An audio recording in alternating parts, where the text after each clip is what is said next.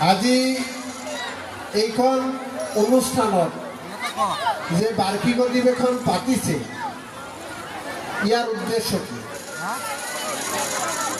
খেলা ধূলা কৰিছে, গান বাজনা শিকাইছে, গান পৰিৱেশন কৰিছে, আপোনালোক আহিছে, গান শুনিছে, ঘৰলৈ গুচি গৈছে।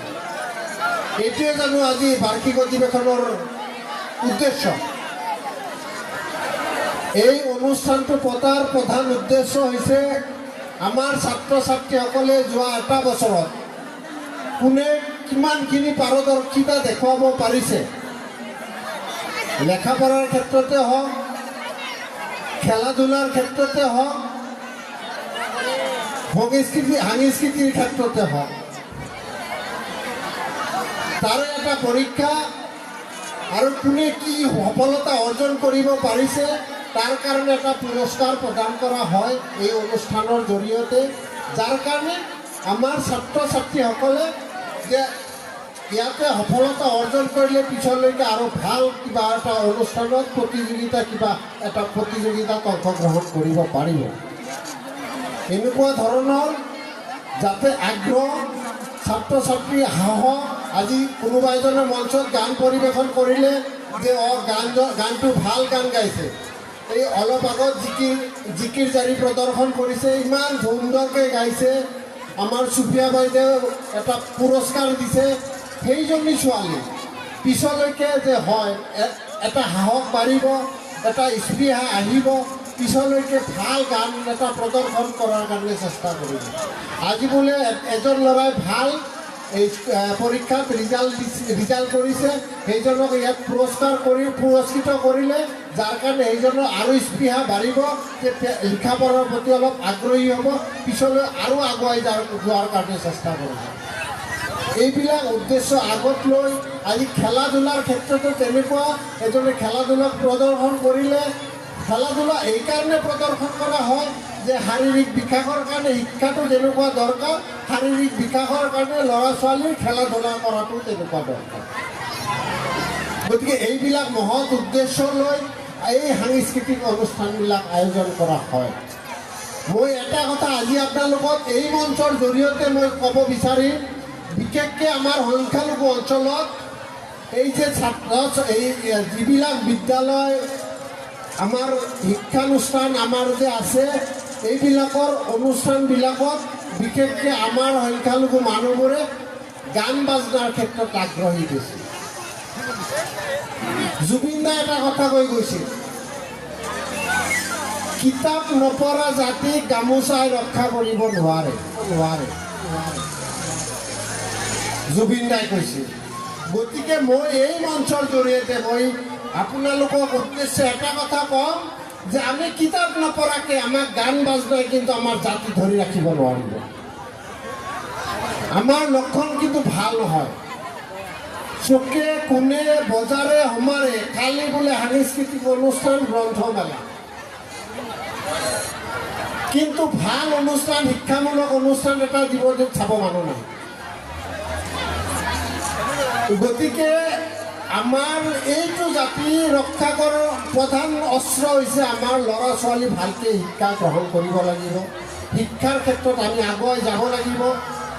আমাৰ মাজত ল'ৰা ছোৱালী স্কুলত যায়, কিন্তু চাব 8ৰ পৰা 9লৈকে যোৱাৰ লগে লগে ছোৱালীজনী পলাই গ'ল, লিখা পঢ়া এৰিলে।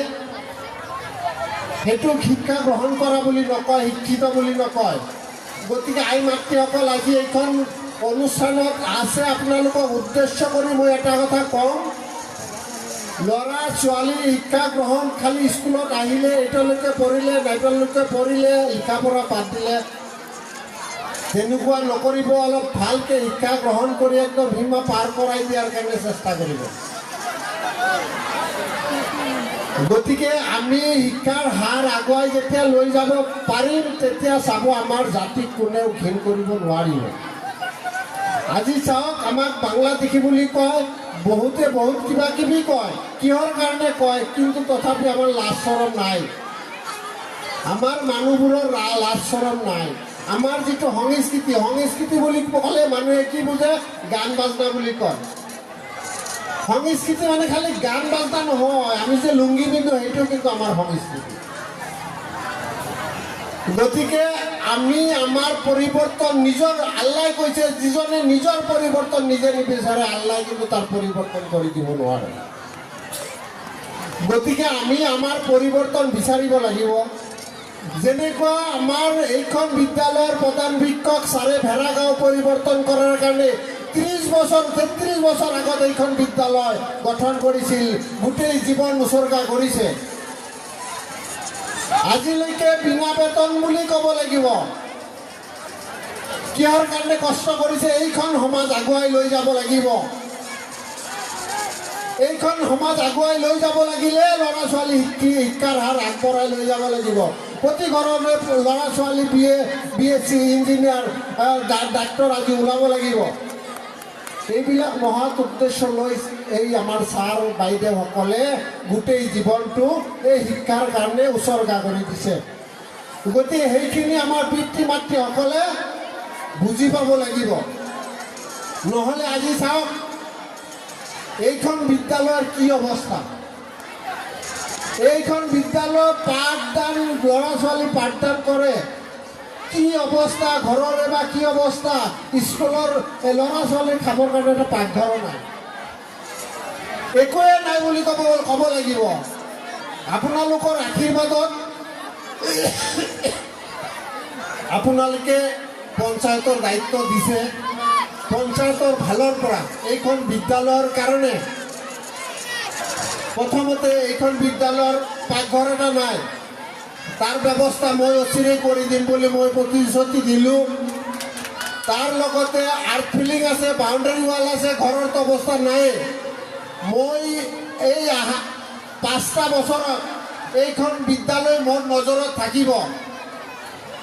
এইখন বিদ্যালয় মোৰ নজৰত থাকিব যে এনেকুৱা পৰিৱেশত আমাৰ ল'ৰা ছোৱালী শিক্ষা গ্ৰহণ কৰি আছে। গতিকে আমাক ইয়াৰ পৰিৱৰ্তন কৰাৰ কাৰণে আমাৰো দায়িত্ব আছে।